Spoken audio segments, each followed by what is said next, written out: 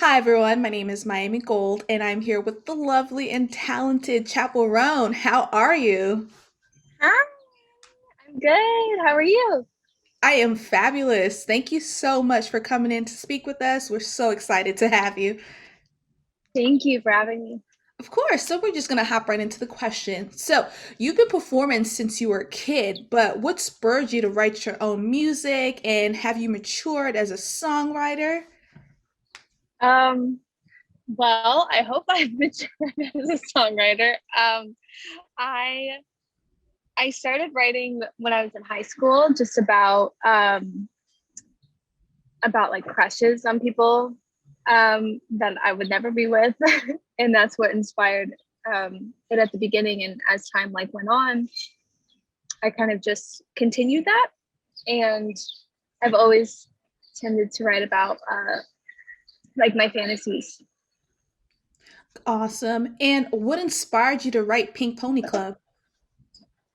When I wrote Pink Pony Club in 2019 around Valentine's Day, and I went out to a gay bar, and I was so enthralled with the go-go dancers and just the feeling of the club. It's called the Abbey in West Hollywood, Mhm.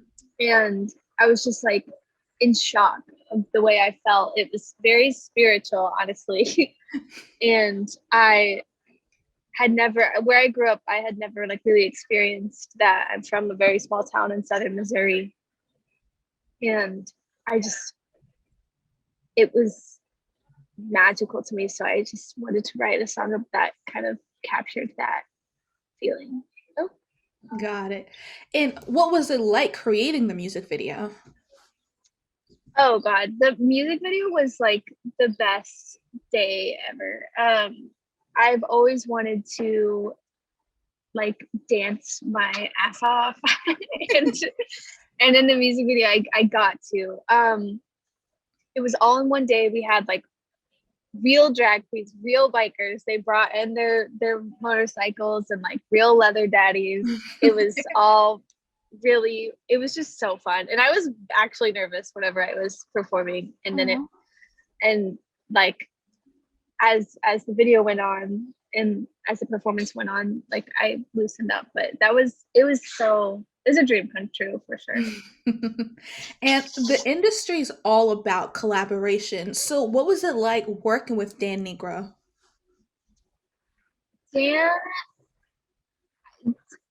Dan and I have been working for like a few, almost 3 years now. He pushes me super hard, which is a rare quality to find within the pop industry. I feel like, especially with artists, writers pushing other artists. And that's what I love like the most about him is he just always pushes me to be better, and we don't always have um, the same opinion on things, which is great. But he I remember after we wrote Pink Pony Club, like he looked at me and he was like, "We either made something like really cool or we made something really stupid." And I was like, "I don't know if this song is stupid or not." Like I really couldn't tell. But yeah, he's definitely my favorite collaborator I've ever worked with. And you mentioned impact. So, what do you hope your fans take away from Pink Pony Club? I hope they just feel fun, and like for the queer people who feel stuck in the Midwest or the South or anywhere, maybe even at their own homes or their heads, like can somehow find a release within Pink Pony Club, because that's what I felt when I was writing it and when I perform it. Um, it just kind of like soars you into just like another realm of like just dancing and happiness, which is um, which is why I wrote it. You know, Lovely. So, with any project, you just never know like how it's going to be perceived. So, what has been the most surprising outcome from this project? I was really surprised of how like instantly accepting people were of the song, because I don't the music that I wrote before then was not like that at all. It was very, very like dark and really pretty heavy and not super like synthy pop. Um,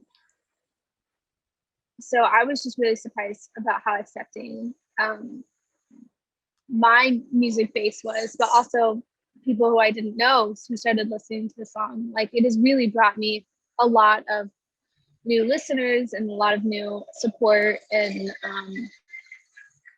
it's only been positive so far. So I know that's a ticking time bomb, but from what I also don't read every comment, so I probably just you know don't know the bad ones. Keep it that way, But all positive. mhm, Even Beyonce has like a no scroll rule, so just like look at the positive, don't even look at the comments. mm-mm, mm-mm, Um, no. so like when it comes to music, you mentioned that you started as a kid and you have matured. So what Mm, artists or trends have influenced your recent music? mm. I feel like recent, like newer artists that have inspired me are I love Julia Michaels so much. I think she's such a great writer, especially obviously her forte is pop, but like I think she's so good. I'm really into I love Fleetwood Mac. I love the Cranberries. I've been really into the Cocktail Twins, trying to like put their kind of like strange synth pop into my writing in production. Mhm.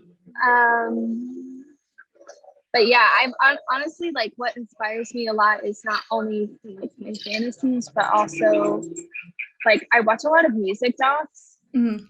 and read a lot of books on art and music, and that tends to like yeah, spark a lot inside me too.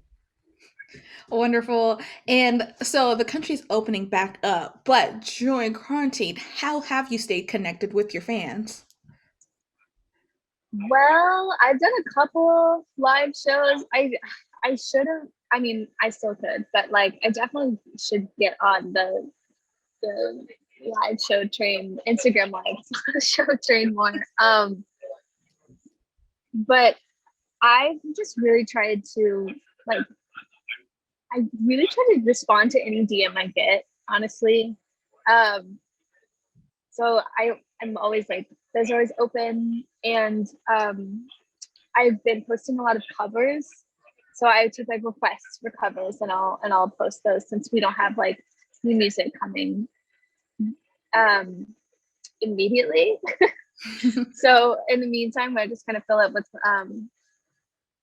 some other covers and stuff like that. And then I'm slowly dipping my toe into TikTok, even though it makes me want to rip my eyes out. I for my like personally making TikToks of me Mhm. makes me want to rip my eyes out. I love TikTok, but like doing it for my artist project just like makes me want to die. But so, but I'm slowly getting on there.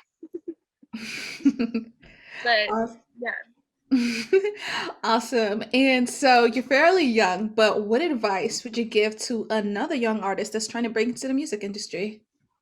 oh my god. Um, get an entertainment lawyer.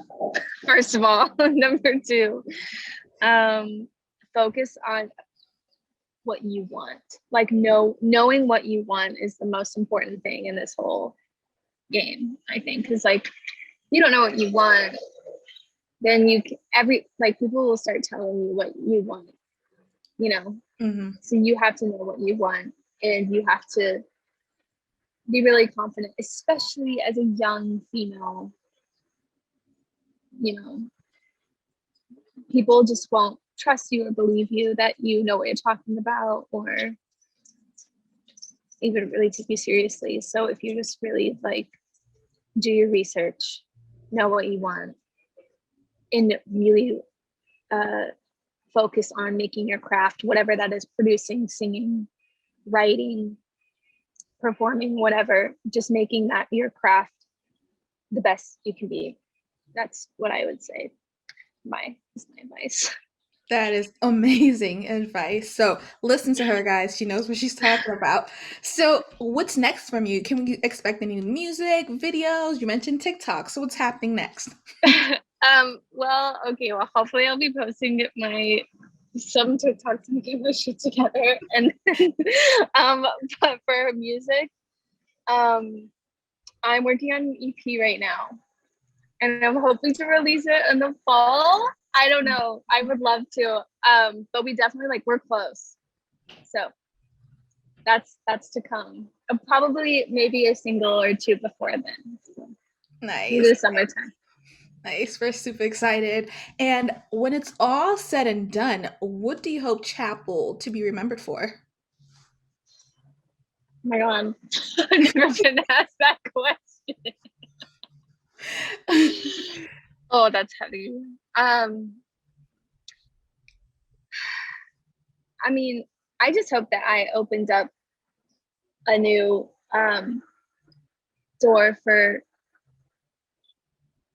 in some way, queer artists, and also just a different form of pop performance and vocal performance. I would love to like be remembered for like, oh, she really like did not, she just like really gave it her all with everything. Like, she's really bold. I think that's what I want. Oh, I I'll probably change. It'll change for sure. Of course, that's like the best part about growth and evolving. Like your answer now is definitely going to be different 2, 5 years from Yeah, now. But I love yeah. it. Thank you so much. It was a pleasure having you. Again, guys, we are here with the Chappell Roan. You hear it first at Feminine Roar. So we want to thank you so much. Thank you so much for interviewing me. This is so sweet. Of course.